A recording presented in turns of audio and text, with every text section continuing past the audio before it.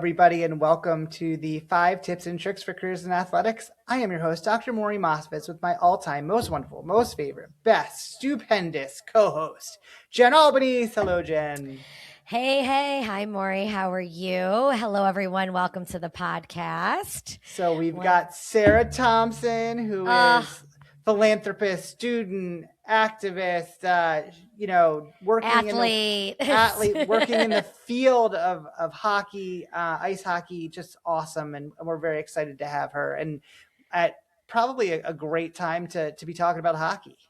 Oh my God, could not be better. Obviously, we're a few weeks removed from the Winter Olympics, and obviously end of the Olympics was huge for women's and men's ice hockey, winning the gold medal, which in the U.S. U.S. So Sarah's cool. Canadian, so she's probably not as happy about this. We probably won't bring this up for her, but I was literally thinking when we were coming on, should I just start chanting like USA, USA? Just so cool how that ended for the U.S. and women and men both winning in overtime. Yeah. Like crazy cool. Good games to watch. They were fun to watch. It really gets you into hockey, and for sure. Great that the NHL allowed their players to play, the men's professional players to play, and they had some great women's players that were able to participate this year. So it was awesome. It was really fun to watch.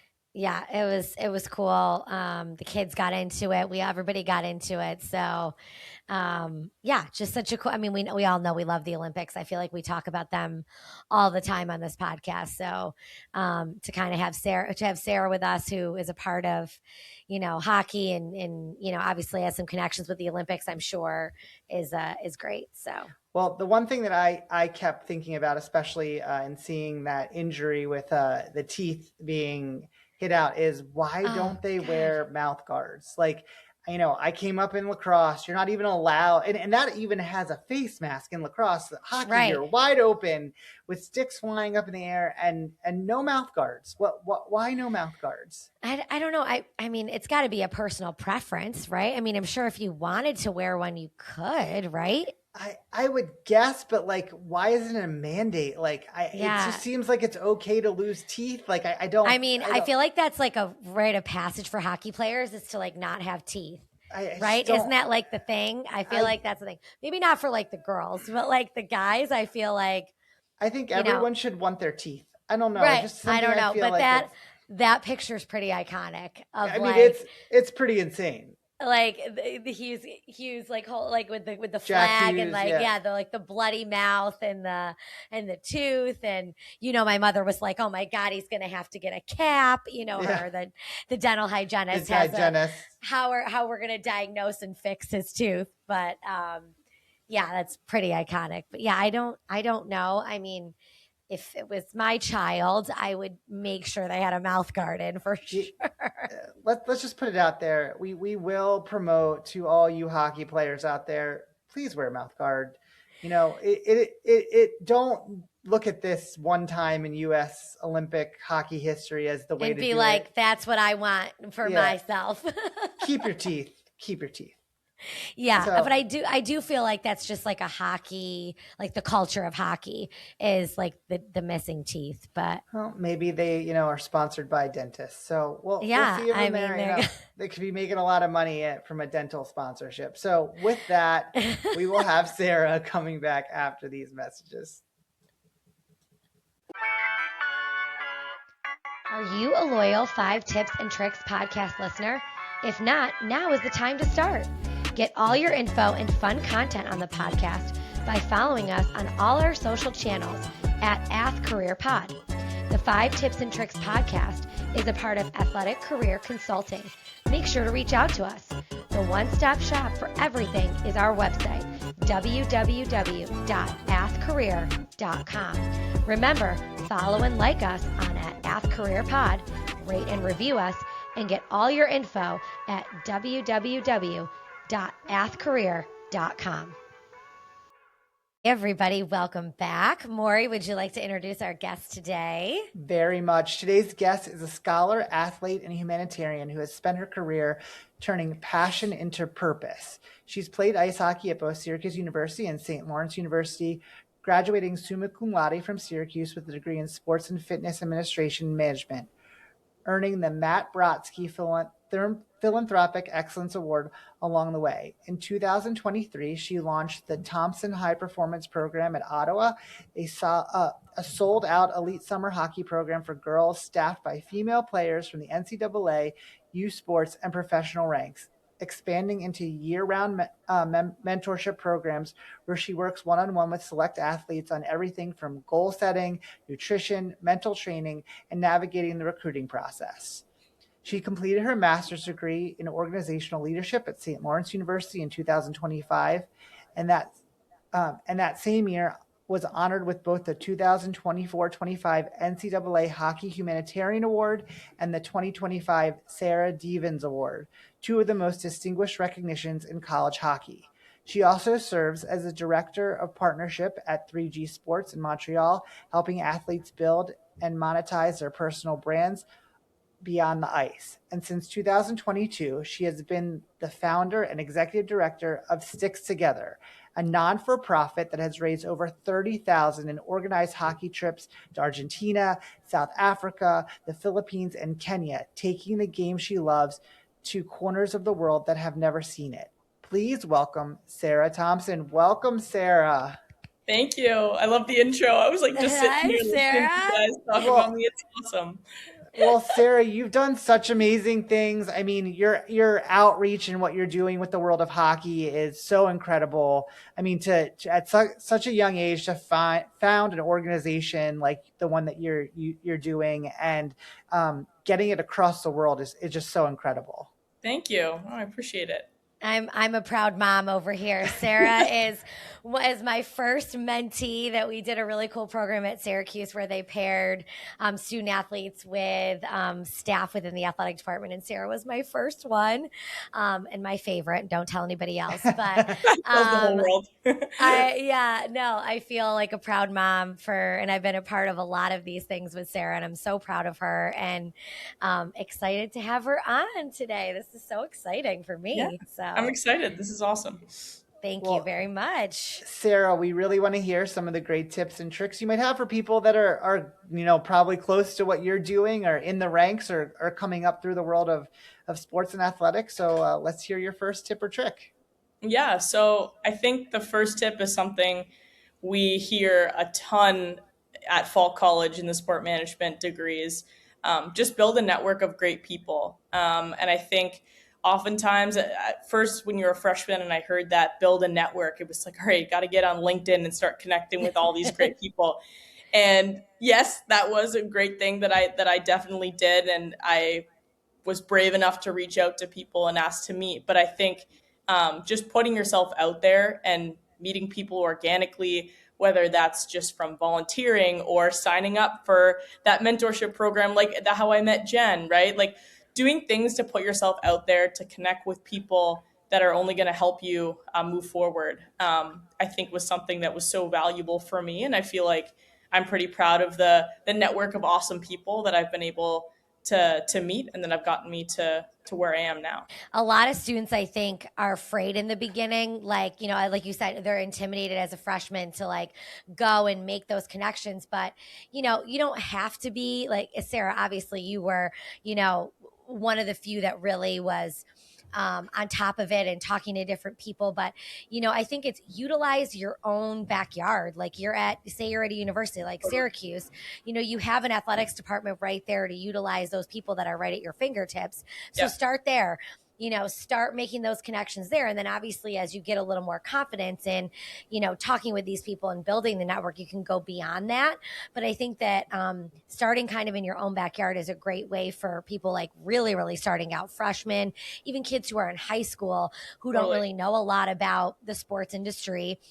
There's so many different avenues, obviously, as we all know, but it's kind of start in your own backyard, talk to the high school athletic director that you know from the school where you played your sports or whatever. So, I think people say networking all the time, but, it's not always just about going to LinkedIn and just reaching out to random people. That's not a bad thing either, but it's starting small and continuing to grow and build your confidence in that networking. So. Yeah. And you were very good at that. You were very good at that. I tried. I definitely tried. I was going to ask her, how do you feel like, for someone that's a little bit more nervous and might feel like they need to get over the threshold, what do you think are things that could help them be able to actually, make those connections or take that leap? Yeah, I think start with the people that are most comfortable.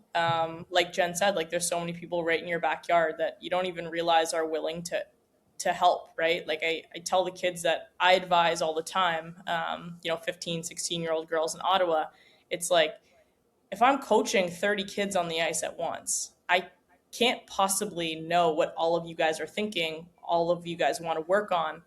But if you ask me, I will happily give you my time, attention, support. Like I'm a wealth of knowledge to give you, but how am I supposed to know that you're interested in hearing more, right? So I think even just the people around you don't realize how much they're capable of helping you, but you have to have like the ambition to go and ask, right? And sometimes it's just getting out of your comfort zone. Like you have to get over the hump. If it's embarrassing or you're nervous about it, you kind of just have to do it. And I think if it's a good person, I guarantee you they'll make you feel comfortable pretty quickly, and something great can grow from there. Awesome. Great start. Yes, absolutely. Awesome job. What do we got for number 2? So for number 2, I think using your network that you've built as somewhat of kind of a sounding board. So Jen's a great example of this for me. It's like when I had all these ideas, no idea what to do with them, no direction. Before just throwing myself into something, I kind of tested the waters. I asked people in my network what they thought. I pulled advice from there. And I made sure I felt really confident in my preparation before getting into something. So I think using the people around you to get feedback from, I think is really important. And, as an example to this, when I was starting my own hockey camp in Ottawa, I started asking around to some different coaches that I knew from back home and some kids that I've previously coached, just to try and find the niche, like what's missing, like how can I fit in and offer something really unique. So, I could have come up with this whole plan on my own, but it might not have been exactly what it needed, right? And how exactly I was going to fit into it, to a niche perfectly where I was really going to deliver something great. So I think getting feedback from as many people as possible and being able to get vulnerable and share your ideas before you just pounce on something, I think to me is really valuable. How did you hold yourself back from just like jumping into it and wanting to starting right away? Because I feel like that's one of the mistakes you hear like kind of commonly, that people are so excited and like energized about what they want to do, they might not take that time to really explore and learn. Yeah, I think I'm definitely a bit of a perfectionist, so I think that no, not you, Sarah. No way. No, not really. So I think that came with, there's a bit of hesitation in jumping into things right away because I really wanted to make sure that it was kind of perfected. But I think, especially if you're doing something that comes with any risk, or if it is a big jump, like putting a pause on it and just making sure you feel really confident in your preparation, right? Like once you take a risk, you're always going to feel a little bit anxious. It's a risk, but you'll feel more confident in your preparation if you've done it and you've tested the waters and you feel like you have a network of people that are behind you. So I think just waiting till you feel good about it and you feel like you've tested the waters as much as you possibly can. And then at that point, you've got to just go for it. Awesome. I love the test the waters. I feel like that's across the board. Like I'm constantly doing that with Maury. Like, what do you think I should do here? Yeah. Like, does this seem like the right solution, or should I present it this way? Or I talk to, my coworkers like, hey, should we present it this way? Should we do this with, the budget, or make this decision for an in-game? And so I think that it doesn't always just start right at the beginning of your career. It's something you can continue throughout, that utilize the people around you. They're there for a reason. They're there to help you. You're a team. I mean, you can talk about team sport. Like, you're not going to be successful on the ice by yourself without working together as a team. Yeah. So having that team of people that you trust around you, that network, those confidants, like Maury, you said this a bunch, like you're forever texting, mentors and how do you feel like I should handle this? Like, that's what I think you're saying, Sarah, is like use those people and test those waters, that if you think this decision is the right decision or the right route to go down, and then at least you'll have some confidence in it. And like you said, there's always a risk, there's always anxiety that comes with making a decision, whether it's on the smallest level of something we're going to do in game, or to start a not-for-profit, or to start a camp. There's always that hesitation. But if you've talked to those people that you trust around you, I think that can help.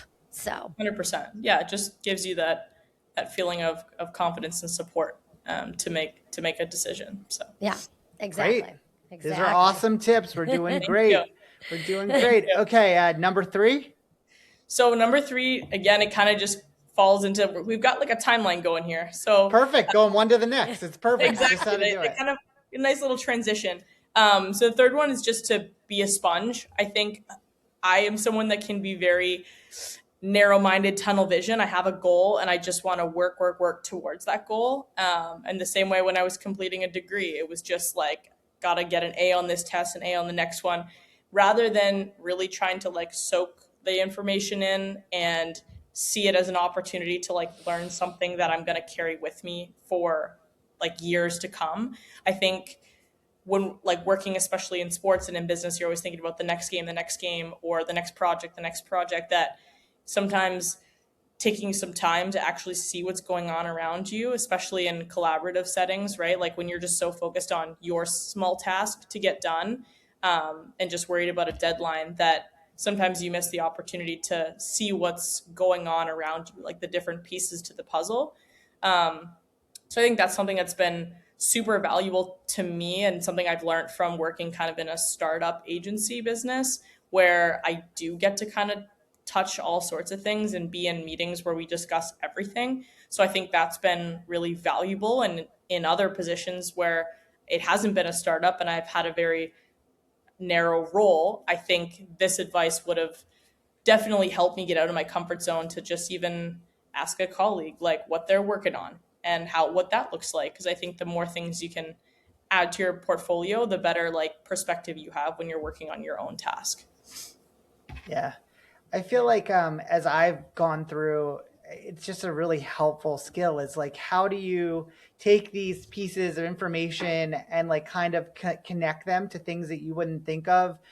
So many times when I'm in meetings or doing things that really are not my direct like area of oversight, or something that I might not deal with a lot, I start putting connections together that I don't think I always would have associated with. Like, the reason that we, decided to do this and, the concession side of it is because it has this outcome, which then leads to that. And it goes, okay, well, that makes a lot of sense. And then how can I help contribute to that? How is my area helping or hurting that? Is that a side that I haven't seen before? And you're right. If you're not open to it, if you're not thinking like, hey, let's try and look at all the angles here. It's interesting because I think a lot of interns or younger people really struggle with this concept. Because 100%. they're like you said, they're trying to just like kind of tick off a goal because that's very much what you're used to in school. I think you've even like kind of referenced it, like get through that test and get an A. But when you're in the actual real world of things, you have to look at it a little differently. And I've had the question of, well, how did you like kind of come up with that solution? Because like, how did you think of it? And I'm telling the intern, well, it's because I thought about all the other things that are related to it. And I didn't look at it just in that context. So it makes it a little easier for me to figure out a resolution. Besides, I probably have a little more experience, which doesn't hurt either. But you're right. You got to absorb as much as you can. Yeah, I literally said this to an intern today. I had somebody come in and want to like talk to me about, it's one of the creative interns who I don't really work with as often. And, she was asking me questions about, how do I get an interview and who should I talk to at different, organizations. And I was like, listen, like, yes, you are good at your creative role, but understanding what everybody does. And I'm not saying you're going to be an expert in what everybody does, but understanding what they do only going to help you be better at your job. And obviously you want to grow in your career, and you don't want to just start at at an entry level position. You want to continue to grow. But in order to do that, you have to be able to understand what everybody else does, not be an expert in what everybody else does. Nobody's looking for you to be an expert. And if you act like you're an expert, that's not going to be good.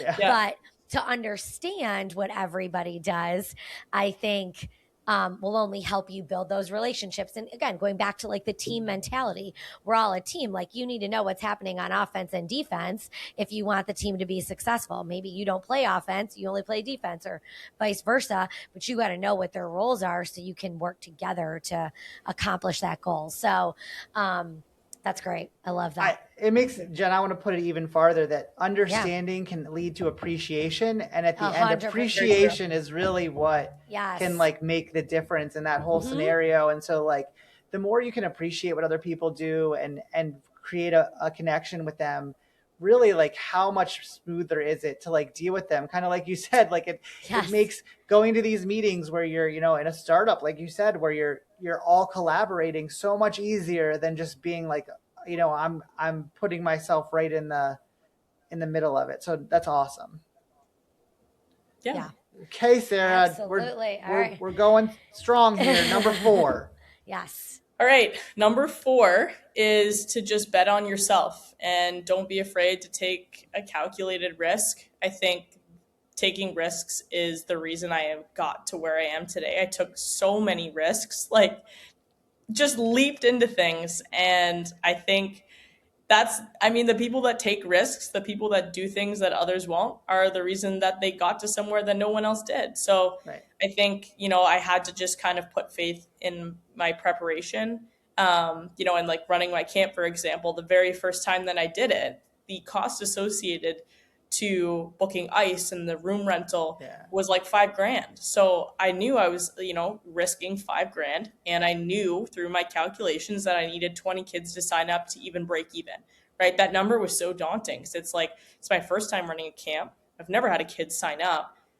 I've got to get 20 to even break even. And then hopefully more than 30 so I could profit a decent amount, right? So there's going to be risks, but I think that's the risk comes with reward, right? So I think being brave enough to take risks once you've put in your work and you've used your network and you've like felt really confident in the preparation and what you have to deliver, and then just taking that leap of faith and not being afraid to fail, because you might, but you just got to keep working at it and not let something stop you. Yeah, big risk, big reward, right? Yeah. Isn't that what they say? Big risk, big rewards. Exactly. I think it's having the confidence in yourself that you've done again, I actually said this to the intern that I was talking to today, like having that confidence in yourself, that knowing that you've done everything that you can and believing in yourself that you can do it. Like, you might fail the first time, but that doesn't mean you can't continue to do it and try again. Like you said about your camp, Sarah, you might have had 10 people the first year. Okay. But the next year you might have 40 people, know? So, it's having that confidence that you've done the right things, you're making the right decision, and then just believing in yourself. Because I think people do get down and not, Sarah, we've had many talks where I'm like, you can do this. Like, it might not be you might not be perfect in the beginning. It might not be the perfect fit. It might not be the perfect job right out of school or whatever. But that doesn't mean to not have the confidence in, hey, I'm going to learn something from this. I'm going to grow with this. So, yes, big risk, big reward. Yeah. So, and you're taking failure and turning it on its head. Like, there's always an opportunity to learn something from what might not have been what you were expecting the outcome to be, right? Like, even if you unfortunately didn't get all your money back, but you now know, like, well, I know I can really do well I learned this from it. So next time I'm going to be able to be even more successful. And that's it's hard in the moment. And I think we all at some point hit those things like, wow, I wish I would have done it differently knowing what I know now. But it is an opportunity to like say, hey, I'm going to learn from this and it's going to make it better and what I'm going to do in the future. And so, taking those jumps in whatever form the outcome is gives you an opportunity to move forward in some positive way. It's how you take that perspective too. So it's a great thought. It's, don't hold yourself back from taking those leaps. So 100%. Great. Yeah. Okay, Jen, we got the big question here. All right, Sarah. So what do you know now that you wish you knew then? So what do you know now at this point in your career that you wish you knew when we first started, when we were first sitting at those tables in Lally? Yeah. See, it's funny because what I'm going to say is something I'm still having to convince myself and learn. But at least I'm aware of it. So I think it's that you don't need to know everything and have to have everything figured out to like belong in the room and to be there so I think that's something I'm still learning, especially as a woman in sport. Like there's times where I'm at a table and like especially working in the sports agency world, it's a lot of men, and I belong in that room, right? Like I've earned it to be in that room, but sometimes it feels when you're just breaking into it, that you need to have everything figured out and you need to have X amount of experience to be in that conversation. But I think it's something I'm still trying to work on and to convince myself. And it's like, I've earned a spot at the table. I've earned it. I've worked to get to this point, and I can also be there to learn. Like I don't have to lead that conversation the whole time and have all the answers, but I can certainly ask questions and give my opinion and learn and be involved. So I think putting yourself out there, having confidence that you belong in that room. And I think having that confidence gives everyone else the confidence that you are a part of that conversation, right? Mm-hmm. And that your ideas matter, but you have to come with that confidence and feel like your voice matters. And so, that's something I'm still working on, but at least I think back then, I would have thought that I needed to have it all figured out before stepping into any room, and that I needed to like be 100,000% prepared, when that's just like not the reality. Mm-hmm. It's like, I'm sure there's a lot of people with plenty of experience that go into a room and still feel like they're not sure if they're fully prepared. There's definitely times where, I mean, I think, you hit it on the head from like a perspective of being a woman in this industry. Yeah. And, I don't see it, but I see it. Like, it's weird. Like in some meetings, I'll look around and I'll be like, wow, there's like me and one other female in this room. Yeah. And I'm like, that's weird. But then I'm like, you know what? No, I belong here. I have to like remind myself of that. Exactly. Like I can be in this room, but also be learning at the same time. Like I say that to Maury all the time. There's a couple of meetings that, we're in, and I'm like, I don't contribute a ton, but I'm there I literally learn so much from sitting in the room. And I feel privileged that I'm there, and I have that confidence that I should be there. So I think that's across the board. I know that's probably more directed towards females, but I think for younger kids, younger students, like, feel like you should be in that room. Now you don't need to overpower and talk and just say everything to just be heard that you're there. But know that you belong in that space, Totally. Yeah. I mean, I sometimes when I get in that situation where I'm not sure, I ask questions like, can you, this seems really interesting. Can you elaborate on that a little bit more so I have a better understanding or get clarification? And, sorry if I'm not as aware, as familiar this is everyone else in the room. Could you just, and that's okay. Right. There's nothing wrong with that. That's actually good. I mean, how many times, Jen, have we been in a meeting where someone asks a question and that leads to kind of examining what we're thinking about and what's going on? And that question can be like, okay, well, that makes sense, but can you explain why we do it that way? And then no one can answer that. And you go, well, maybe we should rethink about how we're approaching this. And so you're contributing through being inquisitive, through being, being genuine. And I agree with Jen, the people that go in and pretend like they know everything and like want to just put their stamp on it so that people know they're in the room it's not helpful. But like you said, that only hurts you. That only hurts you, and not the the other people in the room are like, whoa, okay. But be confident that you deserve to be in the room and that you deserve to be a part of the discussion, and that you're being thoughtful in what you're asking and thoughtful in what you're questioning. And sometimes maybe you don't have something to say, and being in that's the room. Okay too. That's okay too. It's okay to have insight and to think about it, or to come out and say, you know what, I'm going to ask my mentor, somebody that I know, hey, can you I was thinking through this, I'd love, and then next time when you're in the room, because that'll continue to happen, because that's a part of it, then you ask your question, because you're become better informed. So it's so important, and I appreciate so much that you're putting it forward to say, have confidence in yourself, put yourself in the right positions, and don't be afraid to put yourself in that room. So awesome. Well, Sarah, so good, Sarah. So awesome good, Sarah. job. And gosh. No, this is great. I love that we got to do this. And I was telling Maury, I'm like, we got to have Sarah on. She's doing so many things and has so much experience now. And so this was great. I'm so proud of you. Well, I wouldn't have been here without you. Oh, you're the best. Hey, tell us about Sticks Together a little bit. Absolutely. Like where everybody can find Sticks Together and your camps and stuff. So we can push that out on social for you too. Yeah. So Sticks Together is a nonprofit. I started my sophomore year. Seems like forever ago. I still have my T-shirt. The original T-shirt. One of the very first ones made ever. Yeah. So essentially our goal is to bring the game of hockey to as many communities around the world, and to open doors and create opportunity, particularly for girls and women. And we use hockey to do that. So I've been to 4 countries now, and we're planning to go back. She makes me nervous every time she goes to a country. When she has to get like all these different shots, when she has to go, I'm like, oh, don't tell me these things. Just don't tell me. Just tell me just text me when you get there and text me when you get home. I don't want to get too nervous. Meanwhile, I'm like in South Africa, jumping off a bridge, doing bungee jumping. Crazy. It's just another experience I love to add to the tally. But yeah, so we've been to a lot of different places. We're fundraising money to go back to Kenya this summer with another group of women to coach hockey. So you can find more information on our website at stickstogether.org, and on our Instagram, stickstogether. So stay tuned for more updates and photos in Kenya.